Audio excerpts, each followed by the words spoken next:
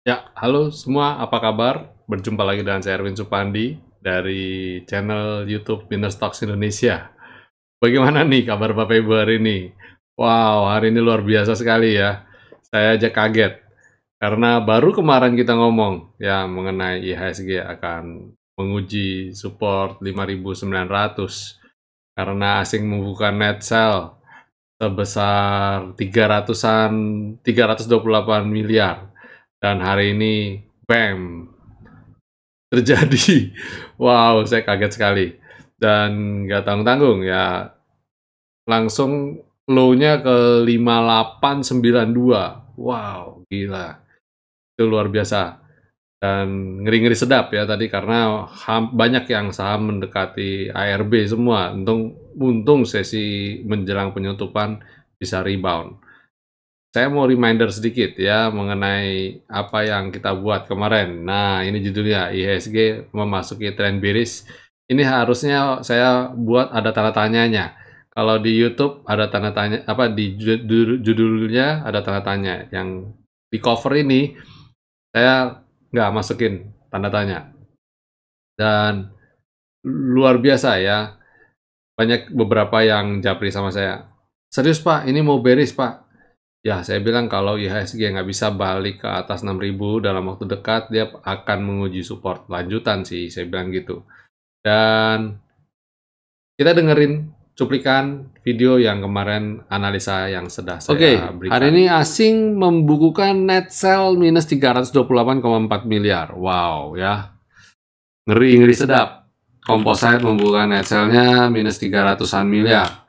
Jadi saya melihat potensi ke depannya IHSG bisa saja untuk menguji support yang selanjutnya di level 5.900. Level sini. Jadi hati-hati aja ya. Dia potensial untuk ke sini, ngayun. Dan kalau sampai ke sini saya bilang begini. Garis V line ini jadi support kita. Kalau jebol ini lagi wow. Udah. Mending cash is king ya. Kalau saya loh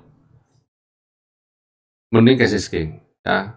Kita cari saham-saham mana yang anomali yang bisa mendatangkan profit. Jangan model hold, waduh, udah minus banyak, tetap hold gitu ya, hold gitu ya, waduh, itu bahaya. Kalau turun terus bagaimana, ya kan?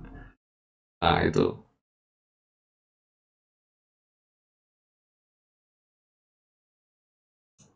Oke, hari ini asing membuku. Ya, itu yang sudah kita buat ya, cuplikannya. Dan bagaimana dengan IHSG-nya? Ini dia ya. Kalau dia besok tidak mampu naik ya, mau naik ke atas ini dia tidak mampu membal atau dia mengalami koreksi lanjutan atau mungkin membal dan tidak mampu keluar dari di atas 6.000 dan dia turun lagi ya, nggak mampu naik ke atas ini dia malah turun lagi ya. Jebol ini, wow, ini bahaya. Saya hati-hati berpotensi untuk nyenggol ini juga, nyenggolin lagi. Nah, pertanyaannya adalah begini pertanyaannya.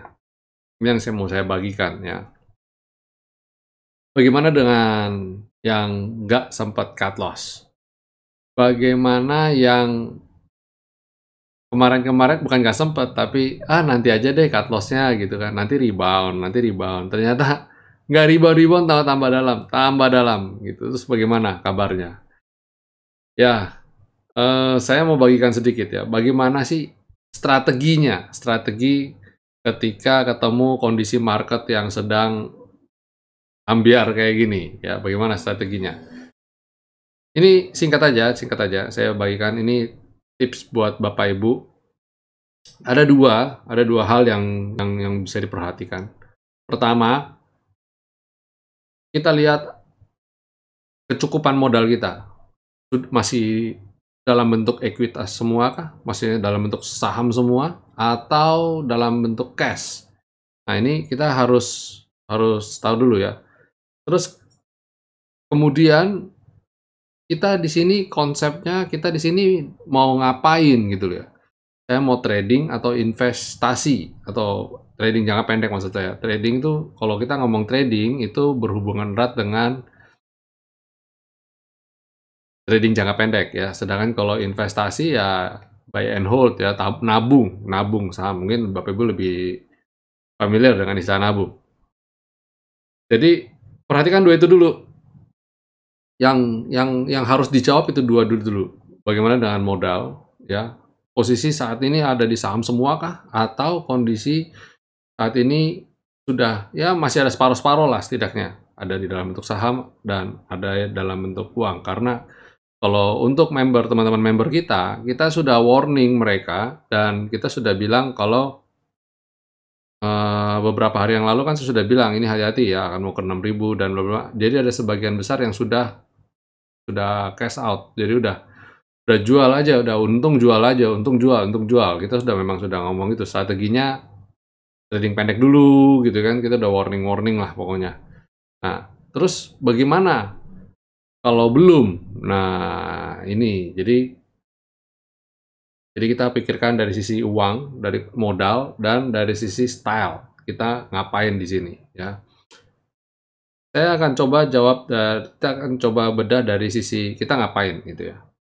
Nah, kalau Bapak Ibu memutuskan untuk, oh saya itu nabung kok, gitu. Dan kalau nabung, berarti saya punya source income lain, yang setiap bulan memang sudah tersedia untuk saya bisa beli saham lagi. Jadi dia tidak berpikir untuk keluarin. Memang dia tujuannya adalah umpamanya contoh dapat gaji atau dapat hasil usaha yang memang biasanya dialokasikan untuk deposito, tapi daripada masuk deposito bunganya cuma 3%-an, mending saya belikan saham. Jadi setiap bulan secara berkala dia masukkan uang itu untuk dibelikan saham. Kalau kayak gitu, that's it. Kita nggak usah bahas. Kenapa? Karena ketika saham ini turun, harganya lagi turun, ini malah berkah buat dia. Berarti saya dapat harga lebih murah. Sesimpel itu. Oke? Nah, bagaimana dengan yang trading tapi nabung juga? Hybrid lah istilahnya ya. Orang banyak istilah seperti mungkin Bapak Ibu pernah dengar istilah ternak saham lah, atau nabung saham tapi sembari trading, dan sebagainya. Nah, kalau kayak gitu gimana? Dan itu sama dengan trading ya, kita anggap trading aja. Trading itu mencakup trading lah. Pada saat trading cuma kita ambil time frame yang lebih panjang, time frame mingguan misalnya atau bulanan ya, time frame-nya sedikit lebih panjang. Atau mungkin kalau trading pendek sih selesai sudah. Kalau trading pendek ketika marketnya turun kita udah cut loss, sudah selesai ya. Ada rule di dalam itu yang memang kita sudah iniin. Jadi tinggal itu aja strateginya trading. Nah, kalau trading, pastikan Bapak Ibu tentukan level stop loss-nya. Itu penting ya. Kalau Bapak Ibu sudah tentukan level stop loss-nya, ketika kena ya disiplin. Jangan dipikir-pikir lagi. Dan kalau sudah kena cut loss, ya sudah jangan buru-buru beli lagi. Kasih waktu lah 2-3 hari Bapak Ibu untuk cooling down supaya nggak emosional ketika beli saham ini nafsunya pengen balas dendam gitu ya, hindari. Jadi cooling down dulu, cooling down ya. Dan kemudian setelah itu next-nya mau ngapain ini? Dananya ya. Kalau dananya Bapak Ibu ada udah di dalam semua, udah wow. Posisi nyangkut dan all in lagi. Wah, kalau saya tidak ada cara lain, Bapak Ibu harus mengurangi ya.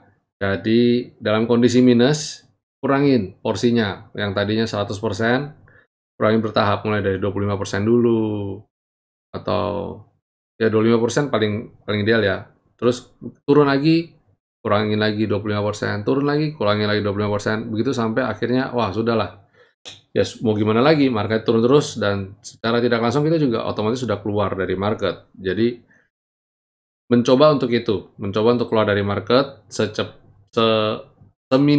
mengurangi keuntungan seminimal mungkin. Jadi kadang-kadang kita berpikir gini, wah kalau saya cut loss sekarang, kalau saya jual sekarang, kalau besok terbang bagaimana gitu kan? Itu yang ada di benak kita seringkali. Nah, itu sebabnya saya sarankan keluarnya bertahap, exitnya bertahap, itu udah paling bagus ya.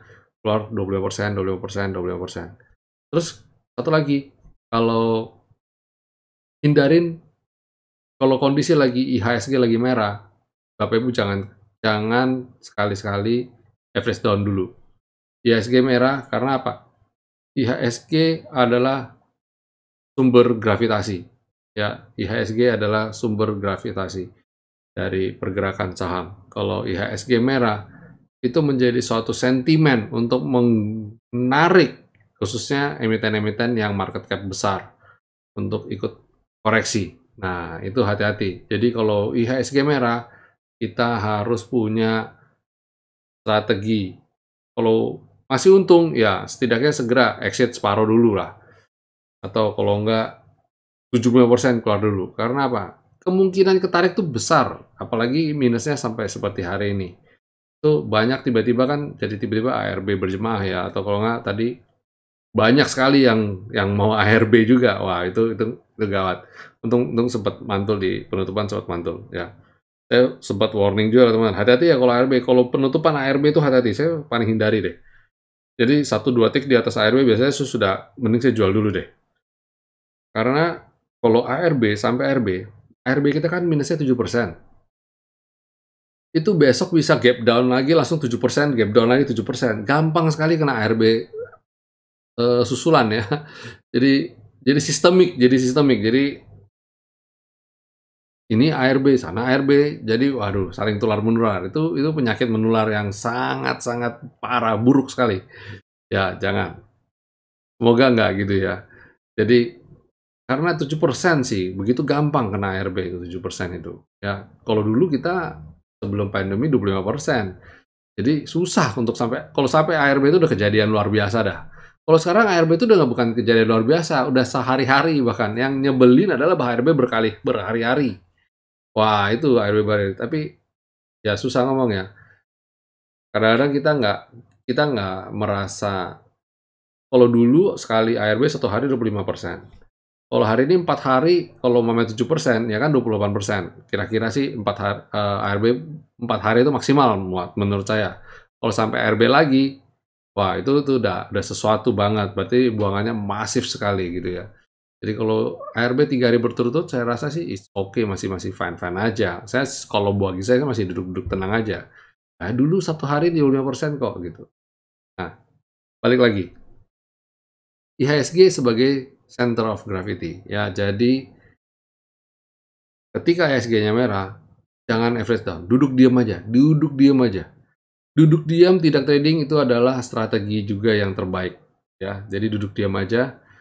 Dan kapan waktunya untuk beli dan apakah boleh average down? Kalau saya begini, Bapak Ibu cermatin level-level resistan terdekat itu di berapa. Harus bisa breakout level resistan tersebut baru mulai entry lagi, baru mulai masuk lagi. Jadi cukup aman lah. Cukup aman, cukup terkonfirmasi bahwa dia tidak bikin lower low lagi, mulai masuk bertahap ya. Jadi jangan langsung kalap dan impulsif dan balas dendam. Jangan-jangan nanti malah jebakan Batman trap. Naik sebentar dia ambiar, naik lagi ambiar lagi. Ada banyak kejadian kayak gitu ya, hati-hati. Bahkan IHSG pun kayak gitu modelnya. Nih saya kasih contoh. Nih, ketika turun dia naik, terus dia turun lagi, naik lagi, turun lagi, naik lagi, turun lagi. Ini Batman trap. Ini yang saya sebut sebagai Batman trap ya. Jadi hati-hati dengan yang kayak gitu-gitu ya. Naik sedikit turun, naik sedikit turun lagi, naik sedikit turun lagi. Jadi kita berharap wah rebound beli, Nah ini juga hati-hati. Besok kalau dia, kan saya sudah bilang tadi, kalau IHSG naik sampai 6.000 dan dia tidak bisa bertahan, hati-hati kalau dia turun lagi, jebol ini dia bisa ke sini, jeres lagi. Nah, hati-hati. Kalau buat saya simpel, selama dia belum bisa naik di atas resisten selendang ini, ya saya jauh-jauh dulu ya. Bukan jauh-jauh, tapi masuknya bertahap, saya gunakan alokasi dana yang sangat minim. Itu strategi ya, strategi. Jadi jangan anggap remeh strategi yang seperti itu. Kelihatan sepele tapi itu powerful. Ya, itu sekilas juga, itu saya sudah singgung ya buat eee, market review untuk perdagangan esok hari. Dan hari ini ya seperti Bapak Ibu ketahui lah, udah baca berita juga, hari ini asing keluar minus 1,033 triliun. Wow, gile. Hebat ya. Siapa yang bilang asing nggak bisa? Banyak orang bilang asing tuh nggak usah dilihat. Sekarang lokal ya, sekarang adalah trader lokal yang megang peranan. Ya buktinya saya bisa predik. Kemarin saya bilang, asing keluar 300 miliar loh, dan candle-nya kayak gini, hati-hati, besok bisa, dan beneran kejadian kan? Ayo, berarti asing walaupun tidak ada peranannya, tapi juga maksudnya bukan secara transaksi mungkin nggak kelihatan signifikan lah, tapi bisa jadi sentimen yang menarik pergerakan harga di bursa. Jadi hati-hati ya. Ya, coba kita ngintip sektornya bagaimana sektornya. Bagaimana dengan sektor agri? Wow, agri juga jebol support ya. Potensi nguji ke V-line kalau gini ya. Habis sektor agri, sektor basic industry. Jebol support juga. Cuma good news-nya adalah mungkin saya harus ralat ini garisnya karena sekarang dia berubah. Dia ke sini sekarang ya. Nah, ini sekarang dia pergerakannya jadi begini. Kalau bisa naik ke atas ini, bagus ya. Ini saya hapus dulu. Ya, karena market itu selalu berubah. Jadi sudah seyogyanya juga garis ini juga berubah. Itu sebabnya saya menggunakan yang kita sebut sebagai kuantitatif. Jadi pergerakan ini semua sudah sesuai dengan ininya, dengan data statistik ya. Jadi kita udah nggak perlu garis-garis lagi, nggak manual, saya sudah terbentuk. Dan ini kan kelihatan memang. Kalau saya memang kalau pakai selendang ini dan skyline ini jadi lebih safe. Kalau pakai garis doang kan, selama dia di atas garis ini aman. Nah, tapi ternyata dia masih di bawah selendang, masih di bawah skyline. Nanti kalau dia turun lagi gimana? Nah, jadi bisa spekulasi dan mungkin bisa untung, tapi dari sisi dari segi probabilitasnya tentu saja berbeda dengan yang sudah sudah terkuantitatif ya, sudah teralgoritm. Ya, itu sekilas lagi ya. Itu basic industry, terus consumer, bagaimana kabar consumer? Waduh, nyenggol support dan di rebound. Ya, menarik nih untuk dicermati nih ya. Nanti coba lihat saham consumer apakah bisa untuk di ini enggak. Kemarin ada beberapa emiten consumer sudah kita kode ya. Terus habis consumer ada finance. Wow, nguji V-line. Wow, ini menarik karena dia mantul. Moga-moga dia bisa mantul nih ya. Moga-moga ini dia nggak sampai ke V-line, dia udah mantul. Moga-moga udah bisa mantul. Habis finance ada infrastructure. Menarik juga kalau dia ada di atas. Ini ada di atas skyline dan di atasnya selendang, menarik cermati. Miscellaneous industry harusnya jebol tuh, jebol ya. Jebol, dia belum mampu di atas skyline tuh, ambiar ya. Jangan anggap remeh. Terus mining. Wow, mining juga di V-line tertahan, nguji support. Besok moga-moga rebound. Kalau rebound, hati-hati selendang bisa jadi ini juga nih, pantulan juga. Lebih aman kalau dia bisa naik di atas selendang ya. Habis mining ada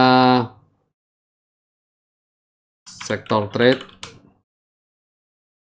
jebol akhirnya ya, setelah di trend uptrend dan dia aja jebol ke skyline. Nah, kalau lihat kayak begini, model-model begini sih saya cukup pesimis ya, besok bisa segera rebound atau dalam waktu dekat bisa rebound. Potensial tekanan koreksi masih cukup besar. Properti, wadaw, ini ya potensial sekali untuk koreksi. Jadi hati-hati ya, hati-hati dengan composite. Dan selanjutnya composite saya lihat sih sebenarnya kalau lihat di weekly menuju ke area 5.700 terbuka lebar banget. karena Skyline dan V-Line ada di sini. Dan dia sudah jebol selendang. Jadi be careful saja. Walaupun kita berharap dia bisa sideways, sementara itu Skyline bisa ikut naik dan dia bisa mantul di Skyline dan dia terbang lagi. Semoga ya, perlu waktu. Berarti dalam beberapa waktu ke depan ini jangan agresif dulu karena goyangan-goyangannya masih terasa. Gempa-gempa susulan mungkin masih bisa ada ya. Oke. Ya, sebelum saya mulai ke rekomendasi saham, saya juga kembali mengajak Bapak Ibu jangan lupa untuk like dan subscribe channel YouTube kami, dan jangan lupa nyalakan tombol loncengnya. Jika Bapak Ibu merasa mendapat manfaat yang baik dari channel-channel YouTube kita, share sehingga semakin banyak orang yang bisa belajar dari market review ini. Ya, oke. Untuk bergabung dengan Winnerstock bagaimana? Gampang. Untuk bergabung dengan Winnerstock, Bapak Ibu silakan langsung aja ke winnerstocks.id ya. Di dalamnya ada proses pendaftaran yang Bapak Ibu bisa langsung daftarkan. Daftarkan diri Bapak Ibu, daftar, bayar langsung di situ juga ya. Oke. Ya, kita mulai 5 rekomendasi. Pertama dari United Tractor. Wow. Nah, United Tractor ini di tengah downtrendnya dia sempat-sempatnya dia udah sideways sih di sini, udah sideways dan dia rebound. Ini bagus. Dan ini double bottom. Ada pola double bottom. Kalau dia rebound cukup menarik untuk dicermati ya. Cuma satu hal nih yang saya kurang suka, tadi penutupannya dia lompat. Nah, penutupannya lompat. Jadi potensi koreksi lagi dia buka di bawah juga besar, tapi saya lihat dia potensi untuk rebound masih ada. Target sementara sampai ke V-line dulu dan dia bisa PR-nya harus naik ke atas Skyline untuk kembali lanjut lagi ke atas. Ya, sementara itu dulu rebound dari sini dulu ya. Kemudian selain United Tractor, Telkom. Nah, Telkom ini sideways Bapak Ibu ya. Telkom ini sideways-nya cukup lama. Nah, salah satu ya yang saya senang karena dia punya pola. Ini dia punya pola ya. Menarik.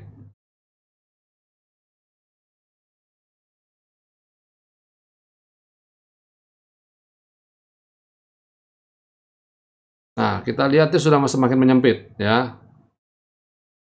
Sudah semakin menyempit dan ini juga sudah semakin sideways-nya menyempit juga.